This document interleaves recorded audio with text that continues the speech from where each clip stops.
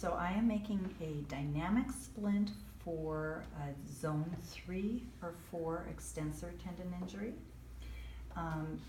And this protocol is designed to keep the tendon gliding during the early phases of healing by allowing a limited amount of PIP flexion actively, and then the rubber band dynamic splint will pull the finger into extension.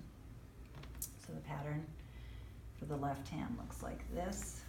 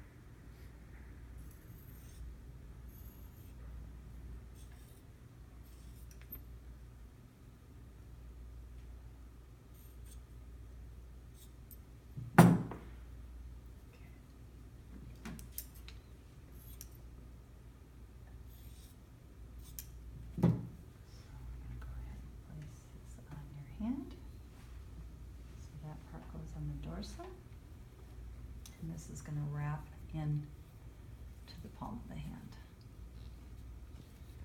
So I'm going to just use my little wrap. Okay,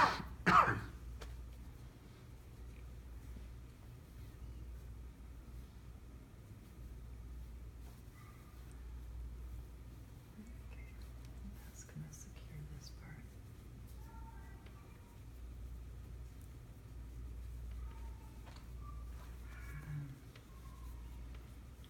To the palm of the hand.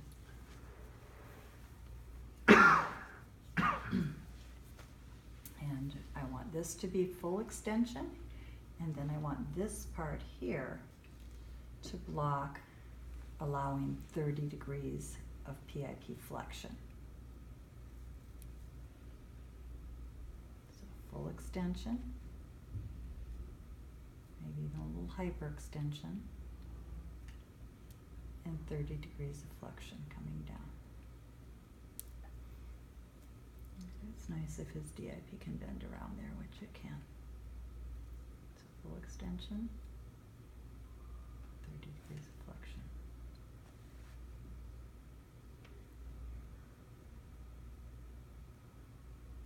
Okay.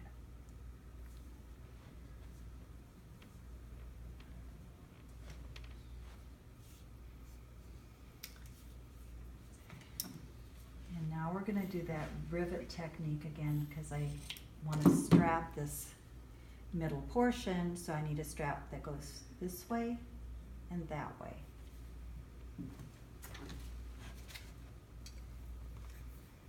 So I'm using the hole punch here. Punch a hole in the splint. Now you can use a metal rivet. It's perfectly acceptable. But since I don't have a metal hammer and an anvil and any rivets, I'm going to make my own out of thermoplastic.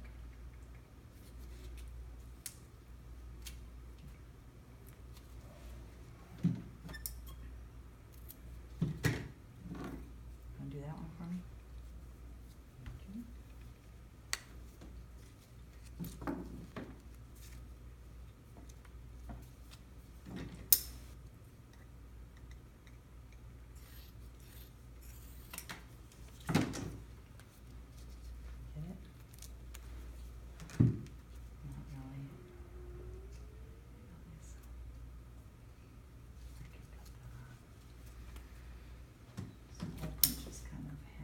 Okay. So then you take a piece of thermoplastic and you cut it into a sharp little point. This here. Is that plugged in over there? Yeah. And that sharp little point I'm going to put through my 2 pieces of Velcro, so they're coming off in the direction that they need to go, and then line it up with my hole in the splint. Okay, so once I have it lined up in kind of the direction that I want it to go, I'm going to heat that little point.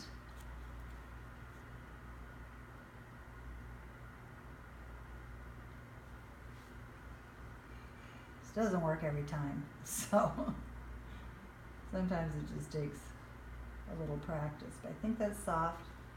I'm going to shove it down through the hole, and yeah, it came through, so I've got my rivet.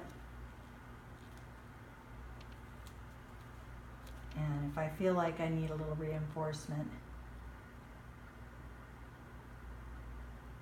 I can always add a little bit on the top.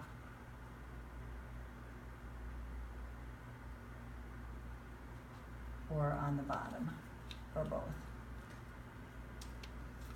Okay, so now my straps are riveted and secure. Of course, anytime you attach Velcro to the splint base, you should actually use the pliers and heat the back side of the Velcro to activate the glue. But for the rest of the straps, I'm not going to do that, just to save time.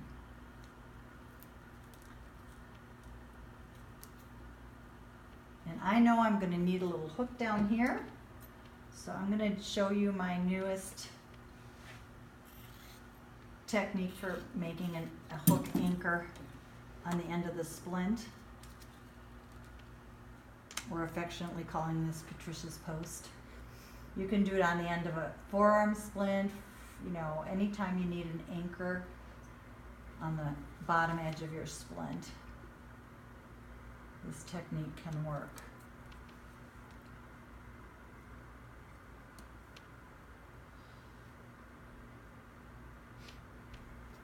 So I just heated that up, and now I'm going to kind of squeeze it and make it a little thicker. Maybe smash it down to the splint base a little bit, and then make my little hook shape.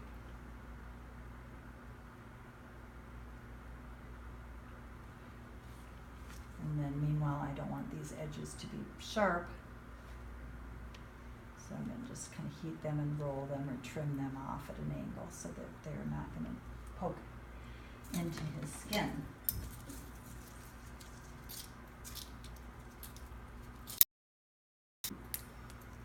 And then I'm going to go ahead and put some Velcro down here to secure the splint at the wrist. Okay, so go ahead and slide that on. So straps like this, and then around the wrist.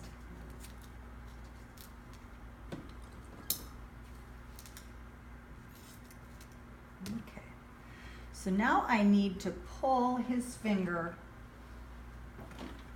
up into extension, and you can do one of 2 techniques. You can either do a thermoplast or a fabric cuff, or what I'm actually going to do today, and I kind of like better, is the cuff made out of splint material. So you want to cut the cuff so that it wraps halfway up the sides of the finger and kind of covers much of the middle phalanx.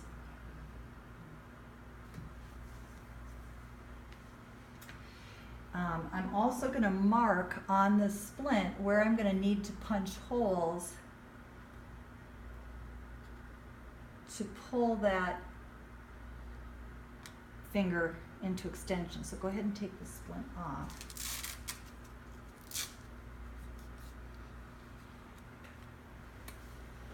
So what I'm doing right now is I'm going to form this cuff so that it goes up halfway up the side of his finger. I don't want it to extend beyond his finger because otherwise it won't allow me to pull him all the way to the top of the splint. If the cuff hits the splint before the finger does, then it stops the motion. And I'm just going to let that harden. And while it's hardening, I'm going to take if I can see that one, a piece of fishing line.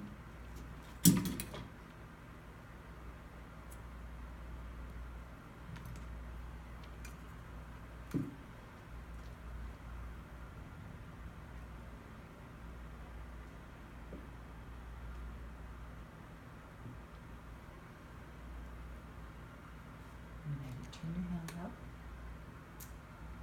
and probably not a bad idea to heat this a little bit with a heat gun as well.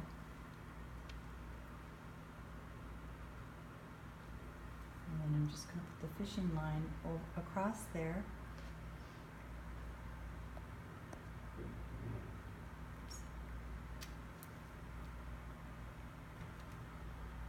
And hold it in place with that little piece of thermoplastic.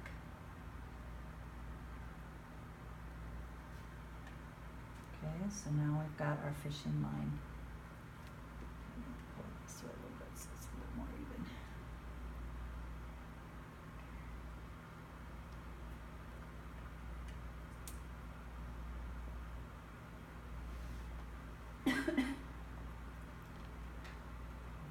I'm tying a knot at the end of the line, and I'm hoping I have made that line long enough. Let's see.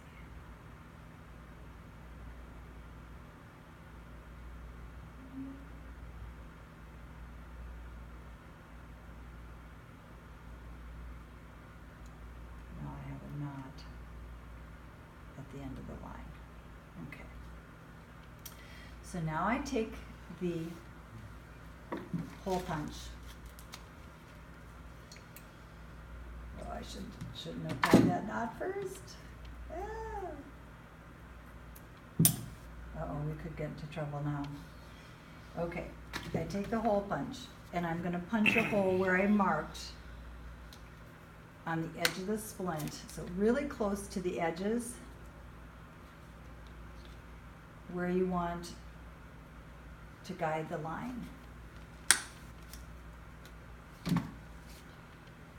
So put the line up through those holes. There's one.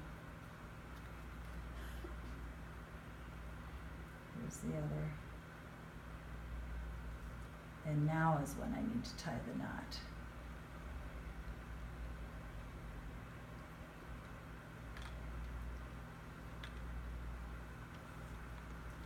Get that up, and we could be in trouble here now because now my line is uneven and short.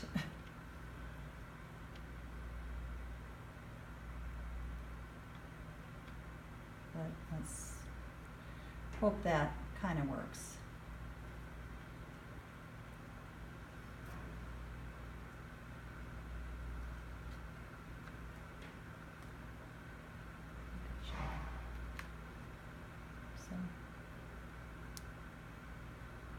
Maybe. Or not. Yeah, there's a knot there. We'll see what happens.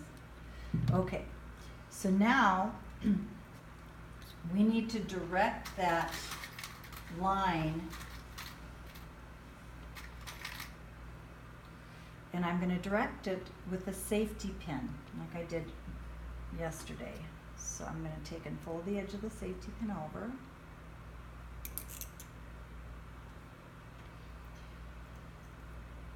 Heat that with the heat gun.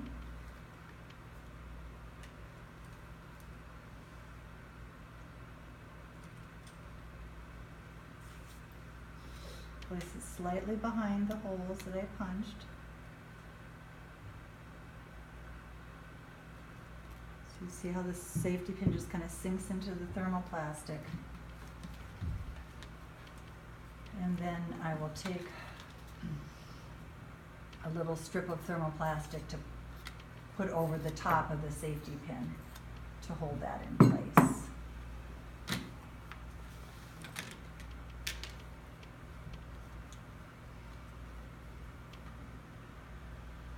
And again, if you use the heat, dry heat is going to make it stick better than wet heat. So I usually start it in the splint pan and then heat it up with the heat gun, put it over the top of the safety pin, and that's going to secure that in place.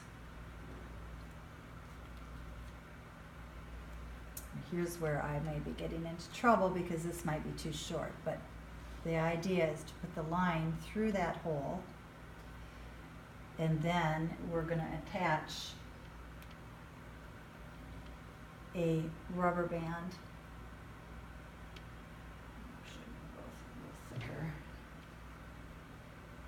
This is where I'm working on very short string here, so you wouldn't really want to make it that short, but it doesn't have to be too far back, farther than this. So I'm going to struggle to get this in here, but I'm going to do it. There we go. Okay. So now we're ready to put it on him. So go ahead, put that on.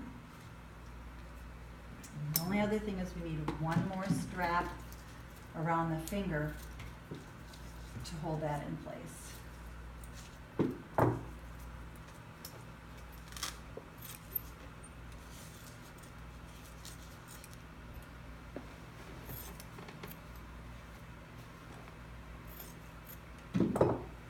So I'm going to put the strap right proximal to the bend, so on the proximal phalanx, dorsal and volar, and then I'm going to strap him in. I cut this up a little bit so it doesn't rub on his web space. Strap there and here so that he's secure in the splint. He's got this on his middle phalanx here. This is going to pull back to the little hook we made. And you can see if you had just like a 1/4 inch more, we would be fine. But it actually might even work. Go ahead and come down. You see how it does work. But it should be back a little bit further, just to give you a little more room. But it allows him to go into his 30 degrees of flexion, relax. It pulls him at rest into extension. So now he's getting tendon glide the whole time he's in here. So what I've decided is that if combination of passive glide plus active movement is our optimum for healing, why not make this splint for the passive glide, and then for the active exercise component, all you have to do is unhook this. If it had a little more room, we could get it off his finger, but take this off his finger. Okay, I just, pulled it off. But so that he's off there now. So, and then put the wrist in 20 degrees of flexion, just like our template splint for the SAM protocol, and have him do his active extension from 30 degrees to 0. So now you've got passive gliding throughout the day, and then 5 times a day the patient can just unhook this, bend the wrist a little bit, and do the active extension. So now he's got active gliding and passive gliding for optimum healing.